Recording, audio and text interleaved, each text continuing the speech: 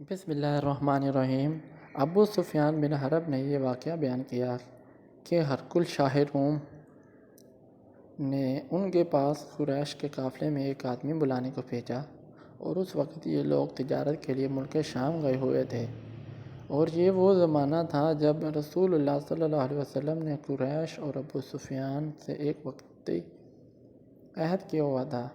جب ابو سفیان اور دوسرے لوگ ہرقل کے پاس ایلیہ پہنچے جہاں ہرقل نے دربار طلب کیا تھا، اس کے گرد روم کے بڑے بڑے لوگ بیٹھے ہوئے تھے۔ ہرقل نے ان کو اور اپنے ترجمان کو بلوایا، پھر ان سے پوچھا کہ تم میں سے کون شخص مدعی رسالت کا زیادہ قریبی عزیز ہے؟ ابو سفیان کہتے ہیں کہ میں بول اٹھا کہ میں اس کا سب سے زیادہ قریبی رشتہ دار ہوں۔ یہ سن کر ہرقل نے حکم دیا کہ ابو سفیان کو میرے قریب لا کر بٹھاؤ، اور اس کے ساتھیوں کو اس کے پیٹھ کے پیچھے بٹھا دو۔ پھر اپنے ترجمان سے کہا کہ ان لوگوں سے کہہ دو کہ میں ابو سفیان سے اس شخص یعنی حضرت محمد صلی اللہ علیہ وسلم کے حالات پوچھتا ہوں۔ اگر یہ مجھ سے کسی بات میں جھوٹ بولے تو تم اس جھوٹ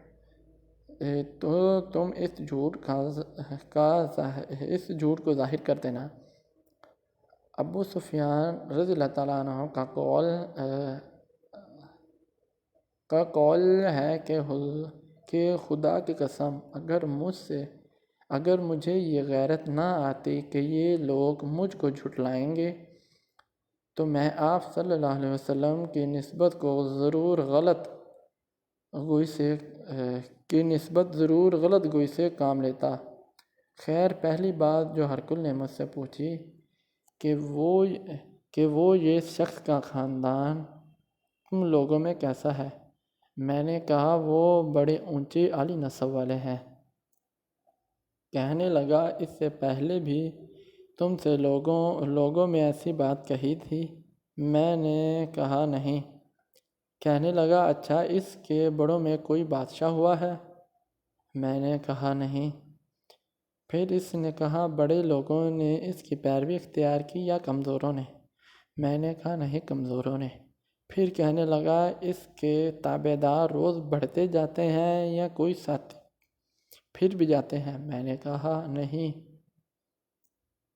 کہنے لگا کیا اپنے دعوے نبوت سے پہلے بھی کسی بھی موقع پر اس نے جھوٹ بولا؟ میں نے کہا نہیں۔ اور اب ہماری اس سے صلح کی ایک مقررہ مدت ٹھہری ہوئی ہے، معلوم نہیں وہ اس میں کیا کرنے والا ہے۔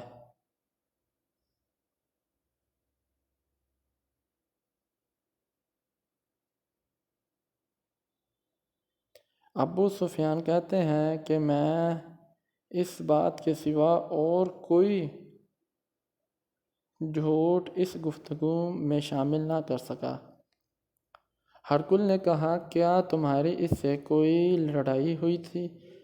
ہم نے کہا ہاں۔ بولا پھر تمہاری اور اس کی جنگ کا کیا حل ہوتا ہے؟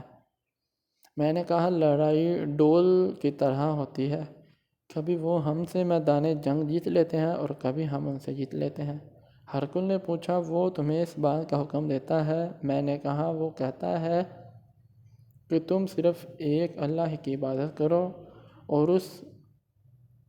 اس کا کسی کو شریک نہ بناؤ، اور اپنے باپ داداؤں کی باتیں چھوڑ دو، اور ہمیں نماز پڑھنے، سچ بولنے، پرہیزگاری اور صلہ رحمی کا حکم دیتا ہے۔ یہ سن کر پھر ہرقل نے اپنے ترجمان سے کہا ابو سفیان سے کہہ دیں کہ میں نے تم سے اس کا نسب پوچھا تھا تو تم نے کہا کہ وہ ہم سے اعلیٰ نسب ہے، تو پیغمبر اپنی قوم میں اعلیٰ نسب ہی بھیجا جایا کرتے ہیں۔ میں نے تم سے پوچھا کہ دعوے نبوت کی یہ بات تمہارے اندر اس سے پہلے کسی اور نے بھی کہی تھی تو تم نے جواب دیا کہ نہیں۔ تب میں نے اپنے دل میں کہا کہ اگر یہ بات اس سے پہلے کسی اور نے کہی ہوتی تو میں یہ سمجھتا کہ اس شخص نے بھی اسی بات کی تلقین کی ہے جو پہلے کہی جا چکی ہے۔ میں نے تم سے پوچھا کہ اس کے بڑوں میں کوئی بادشاہ بھی گزرا ہے تو تم نے کہا کہ نہیں۔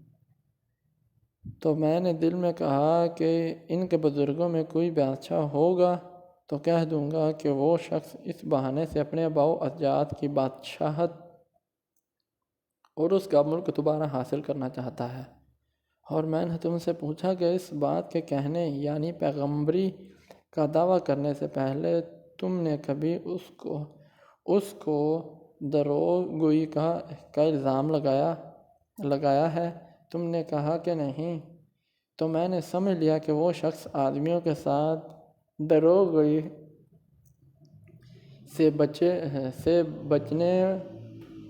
سے بچے وہ اللہ کے بارے میں کیسے جھوٹ کہہ سکتا ہے؟ اور میں نے تم سے پوچھا وہ لوگ اس کی پیروی کرتے ہیں، کون لوگ اس کی پیروی کرتے ہیں؟ تو تم نے کہا کمزور آدمی۔ تم نے کہا کمزوروں سے اس کی اتباع کی ہے۔ تو دراصل یہی لوگ پیغمبروں کے متبعین ہوتے ہیں۔ اور میں نے تم سے پوچھا کہ اس کے ساتھی بڑھ رہے ہیں یا کم ہو رہے ہیں؟ تم نے کہا کہ وہ بڑھ رہے ہیں، اور ایمان کی کیفیت یہی ہوتی ہے کہ حتیٰ کہ وہ کامل ہو جاتا ہے۔ اور میں نے تم سے پوچھا کہ آیا کوئی شخص اس کے دین سے ناخوش ہو کر مرتد بھی ہو جاتا ہے؟ تم نے کہا نہیں۔ وہ ایمان کی صفت بھی یہی ہے کہ جن کے دلوں میں اس کی مسرت رچ بس جاتی ہے وہ اس سے لوٹا نہیں کرتے۔ اور میں نے تم سے پوچھا کہ آیا وہ کبھی عہد شکنی کرتے ہیں؟ تم نے کہا نہیں۔ پیغمبروں کا یہی حال ہوتا ہے، وہ عہد کی خلاف ورزی نہیں کرتے۔ اور میں نے تم سے کہا کہ وہ تم سے کسی چیز کے لیے کہتے ہیں؟ تم نے کہا کہ وہ ہمیں حکم دیتے ہیں کہ اللہ کی عبادت کرو اور اس کے ساتھ کسی کو شریک نہ ٹھہراؤ، اور تمہیں بتوں کی پرستش سے روکتے ہیں، سچ بولنے اور پرہیزگاری کا حکم دیتے ہیں۔ لہذا اگر یہ باتیں جو تم کہہ رہے ہو سچ تو عنقریب وہ اس جگہ کا مالک ہو جائے گا، یہ جہاں میرے یہ دونوں پاؤں ہیں۔ مجھے معلوم تھا کہ وہ پیغمبر آنے والا ہے، مگر مجھے یہ معلوم نہیں تھا کہ وہ تمہارے اندر ہوگا۔ اگر میں جانتا کہ اس تک پہنچ سکوں گا تو اس سے ملنے کے لیے ہر تکلیف گوارا کرتا۔ اگر میں آپ کے پاس ہوتا تو اس کے پاؤں دھوتا۔ ہرقل نے رسول اللہ صلی اللہ علیہ وسلم کا وہ خط منگوایا جو اس نے دحیہ کلبی رضی اللہ تعالیٰ عنہ کے ذریعے حاکم بصرہ کے پاس بھیجا تھا، اور اس نے وہ ہرقل کے پاس بھیج دیا تھا۔ پھر اس کو پڑھا تو اس میں لکھا تھا کہ اللہ کے نام کے ساتھ جو نہایت مہربان رحم کرنے والا ہے۔ اللہ کے بندے اور اس کے پیغمبر محمد صلی اللہ علیہ وسلم کی طرف سے یہ خط ہے شاہ روم کے لیے۔ اس شخص پر سلام ہو جو ہدایت کی پیروی کرے۔ اس کے بعد میں آپ کے سامنے دعوت اسلام پیش کرتا ہوں۔ اگر آپ اسلام لے آئے تو دین و دنیا سلامتی نصب ہوگی۔ اللہ آپ کو دوہرا ثواب دے گا، اور اگر آپ میری دعوت سے روگردانی کریں گے تو آپ کی رعایا کا گناہ بھی آپ ہی پر ہوگا۔ اور اے اہل کتاب، اگر ایسی بات پر آ جاؤ جو تمہارے اور ہمارے درمیان یکساں ہے، وہ یہ کہ ہم اللہ کے سوا کسی کی عبادت نہ کریں اور کسی کو اس کا شریک نہ ٹھہرائیں، اور نہ ہم میں سے کوئی کسی کو خدا کے سوا اپنا رب بنائے۔ پھر اگر وہ اہل کتاب اس بات سے منہ پھیر لے تو مسلمانوں تم ان سے کہہ دو کہ تم مانو یا نہ مانو، ہم تو اپنی خدا کی اطاعت گزار ہیں۔ ابو سفیان کہتے ہیں کہ جب ہرقل نے جو کچھ کہنا تھا کہہ دیا اور خط پڑھ کر فارغ ہوا تو اس نے ارد گرد بہت شور و غوغا ہوا، بہت سی آوازیں اٹھی اور ہمیں باہر نکال دیا گیا۔ تب میں نے اپنے ساتھیوں سے کہا کہ ابو قبشہ کہ بیٹے حضور صلی اللہ علیہ وسلم کا معاملہ تو بہت بڑھ گیا ہے، دیکھو اس سے بنی اصفر روم کا بادشاہ بھی ڈرتا ہے۔ مجھے اس وقت اس بات کا یقین ہو گیا کہ حضور صلی اللہ علیہ وسلم عنقریب غائب ہو کر رہیں گے، حتیٰ کہ اللہ نے مجھے مسلمان کر دیا۔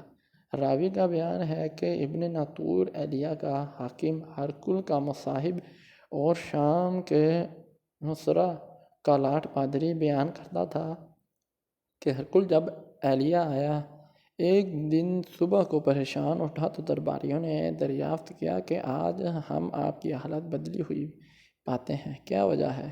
ابن ناطور بیان کرتے ہیں کہ ہرقل نجومی تھا، علم نجوم میں پوری مہارت رکھتا تھا۔ میں نے اپنے ہم نشینوں کو بتایا کہ میں نے آج رات ستاروں پر نظر ڈالی تو دیکھا کہ ختنہ کرنے والوں کا بادشاہ ہمارے ملک پر غالب آ گیا ہے، بھلا اس زمانے میں کون لوگ ختنہ کرتے ہیں؟ انہوں نے کہا کہ یہودی کے سوا کوئی ختنہ نہیں کرتا، سو ان کی وجہ سے پریشان نہ ہو۔ سلطنت کے تمام شہروں میں یہ حکم لکھ دیا کہ وہاں جتنے یہودی ہوں سب قتل کر دیے جائیں گے۔ وہ لوگ انہیں باتوں میں مشغول تھے کہ ہرقل کے پاس ایک آدمی لایا گیا جو شاہ غسان نے بھیجا تھا۔ اس نے رسول اللہ صلی اللہ علیہ وسلم کے حالات بیان کیے۔ جب ہرقل نے سارے حالات سن لیے تو کہا کہ جا کر دیکھو وہ ختنہ کیے ہوئے ہے یا نہیں۔ انہوں نے اسے دیکھا تو بتلایا کہ وہ ختنہ کیا ہوا ہے۔ ہرقل نے مجھے اس شخص سے عرب کے بارے میں پوچھا تو میں نے بتلایا کہ وہ ختنہ کرتے ہیں۔